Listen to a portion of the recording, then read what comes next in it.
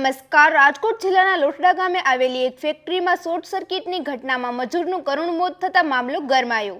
મૃતક મૂળ બિહારના કૃષ્ણ પંડિત હોવાનું સામે આવ્યું છે. પરિવારજનોએ કંપનીની બેદરકારીના કારણે અકસ્માત સર્જાયો હોવાના આક્ષેપ કરતા જણાવ્યું કે ફેક્ટરીમાં જરૂરી સલામતી સાધન અને વ્યવસ્થાનો અભાવ હતો. ઘટનાને પગલે રાજકોટ સિવિલ હોસ્પિટલ ખાતે મોટી સંખ્યામાં મજૂરો અને પરિવારજનો એકત્ર થયા હતા. પરિવારજનોએ યોગ્ય તપાસ, જવાબદારો સામે કાર્યવાહી અને વળતરની માંગ સાથે મૃતદેહનો સ્વીકારનો ઇનકાર કર્યો છે. હાલ સમગ્ર મામલે પોલીસ દ્વારા તપાસ હાથ ધરવામાં આવી છે. વધુ समाचार માટે જોડાયેલા રહો આરપી ગુજરાત ન્યૂઝ રાજકોટ। नाम कमलेश कुमार। हाँ, क्या कौन सी कंपनी में क्या घटनाएं हुई थी? श्री टेक्नो कास्टिंग में हाँ। ऐसे लाइट शॉर्ट से मिलर बंद कर रहा था, मिट्टी खाली हुआ था तो उसमें शॉर्ट आ गया। एक हाथ पकड़ा, दोनों हाथों से वो उसको पकड़ ले रह गया।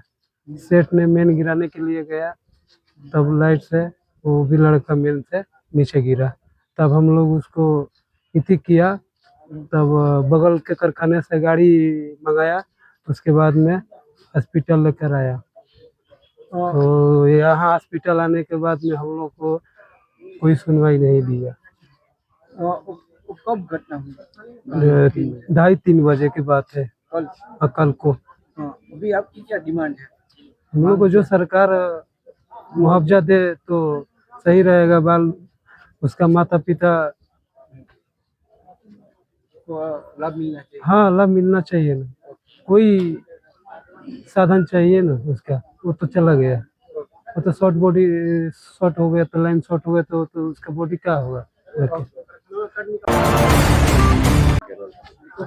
મારું નામ નરેન્દ્રસિંહ જાડેજા છે। શું આખી ઘટના બની? હવે આ જે કંપની જે છે એ લોઠડા ખાતે આવેલી છે, એનું નામ છે શ્રી ટેકનોકાસ્ટ। એમાં જે મજૂર નોકરી કરતા હતા, મિલરમાં માટીનું જે કાંઈ કામકાજ કરતા હતા, આજથી 3 મહિના પહેલાં પણ એમાં શોર્ટ આવેલો। કંપનીએ કોઈ સેફટીની સુવિધા ન કરવાથી પાછો ગઈકાલે શોર્ટ આવેલો અને આ કૃષ્ણ પ્રસાદ નામના વ્યક્તિનું મૃત્યુ થયું છે, બરાબર। અને એમની અત્યારે અહીંયા ડેડ બોડી અમે પીએમ રૂમે લઈ આવ્યા છીએ ગઈકાલના, બરાબર। અને આ લોકો જે એમના પરિવારજનોને પૂછ્યા વગર એમનું પીએમ કરેલું છે, બરાબર। બીજા નંબરમાં એ પરિવારજનોની કોઈની સહી નથી લીધી। બીજા નંબરમાં પીએમ કર્યા પછી ડેડ બોડી અત્યારે બહાર પડી છે।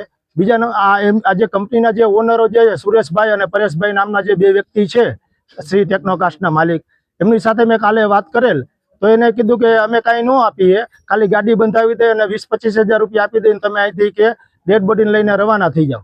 એટલે કીધું એક માણસના જીવનની કિંમત ખાલી 25,000 રૂપિયા, આ તમારો ક્યાંનો ન્યાય છે? તો ન્યાય માટે થઈને અમે અત્યારે કીધું છે કે જ્યાં સુધી અમને ન્યાય નહીં મળે ત્યાં સુધી અમે ડેડ બોડી સ્વીકારશું નહીં, બરાબર। એટલે અમારી માંગ છે સરકાર પાસે, પોલીસ પાસે અને પ્રશાસન પાસે અમે એવી માંગ કરીએ છીએ કે આ મજૂર માણસ છે, બરાબર, કે એના ઘરનો એકનો એક આધારસ્તંભ હતો। હવે જો એનું મૃત્યુ થવાથી એને વળતર તો મળવું જોઈએ ને યોગ્ય, બરાબર। તો યોગ્ય વળતર આપવા માટે ઓનરો કોઈ તૈયાર છે નહીં, સુરેશભાઈ અથવા પરેશભાઈ નામના 2 વ્યક્તિઓ જે એના ઓનર છે। તો અમે આપના મીડિયાના માધ્યમથી અમે કહીએ છીએ કે આ મજૂર માણસને એનું યોગ્ય વળતર મળવું જોઈએ, બરાબર। બોડીને પીએમ કર્યા પછી કોલ્ડ સ્ટોરેજમાં રાખવાની હોય એની જગ્યાએ અત્યારે બોડી અત્યારે એમને બહાર પડી છે। હજી 2200 કિલોમીટર આ મજૂર લોકોને અહીંથી ડેડ બોડીને લઈ જવાની છે, તો ડીકમ્પોઝ થઈ જાય છે તો કોની જવાબદારી રહેશે, બરાબર। તો પ્રશાસન પણ આમાં કોઈ રીતે સપોર્ટ કરતું નથી। એટલે અમે ન્યાયની માંગ કરી છે કે આ મજૂર માણસને એનો ન્યાય મળે, સાહેબ, એવી અમારી વિનંતી છે।